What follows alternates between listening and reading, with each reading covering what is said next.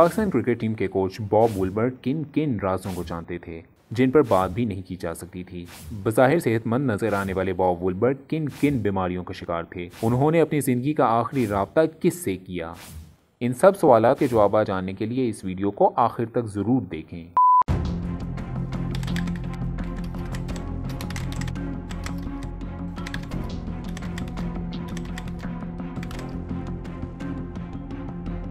खुशामदीद।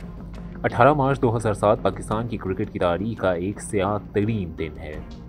इस दिन Pakistani cricket team को एक इबरतनाक शिकस्त का सामना करना पड़ा और फिर पाकिस्तान क्रिकेट टीम के कोच पुरअसरार हालात में मुर्दा पाए गए। ये दास्तान है बैनुल अक़वामी शोहरत याफ्ता कोच बॉब वुलबर्ट की मौत की।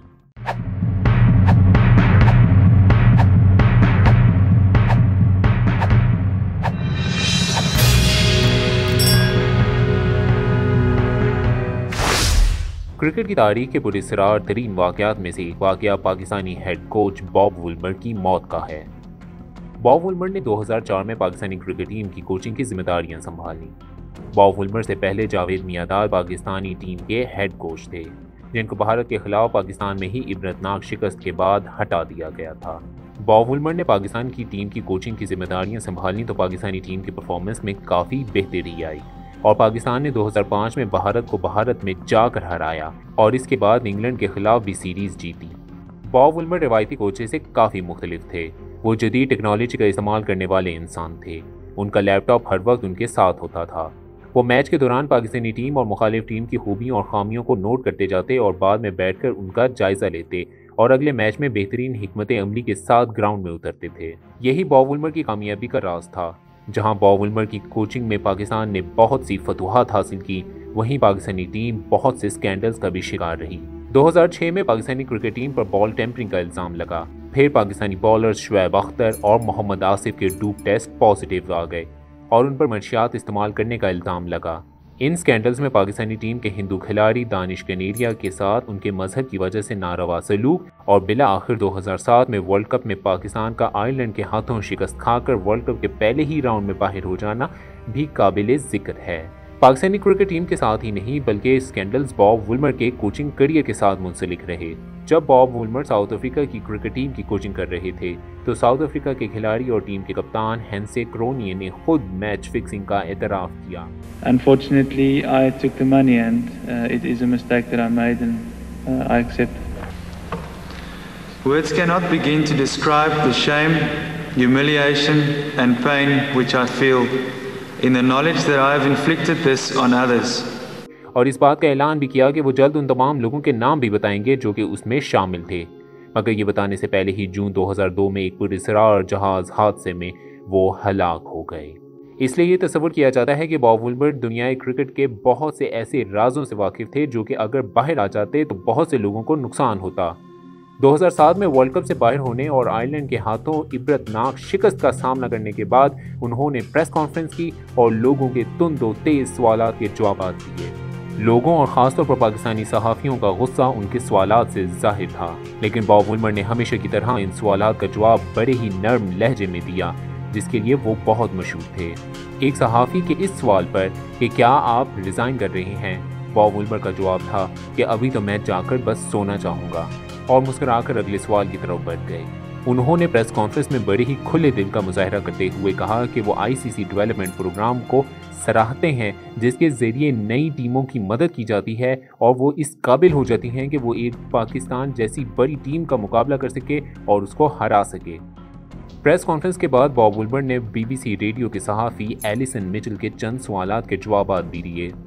इस सवाल पर कि क्या वो पाकिस्तानी टीम की कोचिंग छोड़ने का इरादा कर चुके हैं, बॉब वुलबर्ट ने सिर्फ सर हिलाया और मुस्कुरा दिए।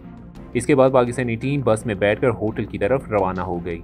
बस के ड्राइवर बर्गरम का के मुताबिक वापसी का सफ़र इंतहाई पुरअसरार खामोशी का शिकार था। हमेशा हंसी मजाक करने वाले लोग चेहरों से बहुत मायूस नजर आ रहे थे और किसी ने कोई भी लफ्ज़ नहीं बोला। बस में आने वाली वाहिद आवाज़ बॉब वुलबर्ट की खांसी की थी। वो वापसी के रास्ते में मुसलसल खांस रहे थे। होटल वापस पहुंचने के बाद बॉब वुलबर्ट बस से उतरे। ऐनी शाहिदीन के मुताबिक आयरिश टीम भी उसी वक्त होटल पहुंची थी। Irish team Saint Patrick day की तकरीब में शिरकत के लिए चली गई, जबकि पाकिस्तानी खिलाड़ी खामोशी से अपने अपने कमरों में चले गए। गुआहान के मुताबिक बॉब वुलमर पहले होटल के बार में गए, वहां उन्होंने अंपायर आइन गोल्ड के साथ शराब का गिलास पिया और फिर वो होटल के 12वें फ्लोर पर अपने रूम नंबर 374 में चले गए। कुछ देर बाद उन्होंने रूम सर्विस से रात के खाने का ऑर्डर दिया। उन्होंने लिजानिया, एप्पल पाई और आइसक्रीम का ऑर्डर किया। वेट्रेस डियरडा हार्वे के मुताबिक जब उन्होंने बॉब वुलमर के कमरे में खाना पहुंचाया तो बॉब वुलमर बहुत ही ज़्यादा मायूस दिखाई दे रहे थे। उनकी आंखें लाल थी जैसे कि वो कुछ देर पहले रोए हों। बॉब वुलमर के कमरे के साथ दानिश कनेरिया का कमरा था, जो कि एक हिंदू खिलाड़ी थे। इन दिनों ये बात भी गर्दिश कर रही थी कि दानिश कनेरिया से हिंदू होने की वजह से दूसरे खिलाड़ी दूर रहते थे और इसलिए उनका कमरा भी बाकी खिलाड़ियों से दूर बॉब वुलमर के कमरे के साथ था।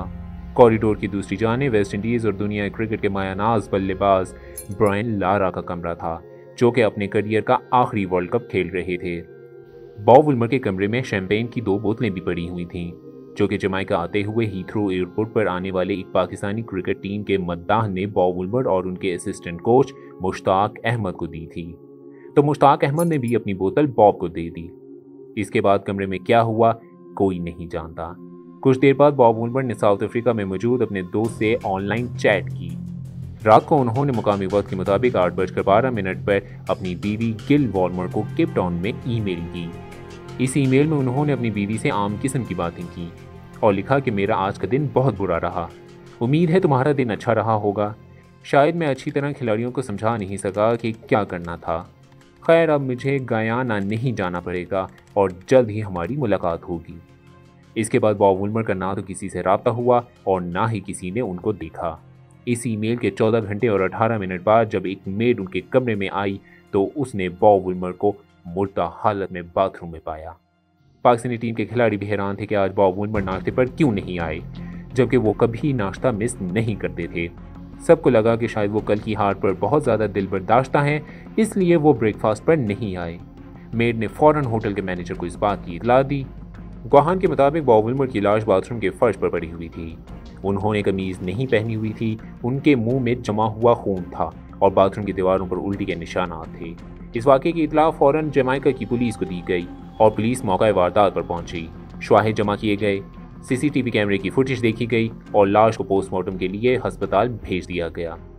इब्तदाई रिपोर्ट के मुताबिक बॉब वुलमर वैसे तो देखने में तंदुरुस्त और पुरजोश दिखाई देते थे, मगर हाल ही में उनको डायबिटीज़ का मर्ज लाहक हुआ था। पोस्टमार्टम में इस बात का भी इंकशाफ हुआ कि उनका दिल 520 ग्राम का था, जो कि आम इंसान से कई गुना ज़्यादा बड़ा था। उनकी दिल की 3 मेन खून की नालियों में से 2/3 से ज़्यादा बंद थीं। उनके खून के नमूने लिए गए और दीगर अज़ा के नमूने भी जमा कर फर्दर टेस्ट के लिए भेज दिए गए। मेडिकल रिपोर्ट में इस बात का भी इंकशाफ हुआ कि बॉब वुलमर को ऑब्स्ट्रक्टिव स्लीप एपनिया का मर्ज था। इस मर्ज में लंग्स की नालियाँ प्रॉपर तरीके से खुल नहीं पाती, ख़ास तौर पर सोने के वक्त सांस खराब होता है, इसलिए रात को वो मशीन लगा कर सोते थे। इसके बाद आगे मज़ीद क्या हुआ, बॉब वुलमर की मौत की तहकीकात में आगे क्या क्या मोड़ आते रहे, ये सब और बहुत कुछ जानने के लिए देखिए बॉब वुलमर की मौत के सिलसिले का अगला हिस्सा।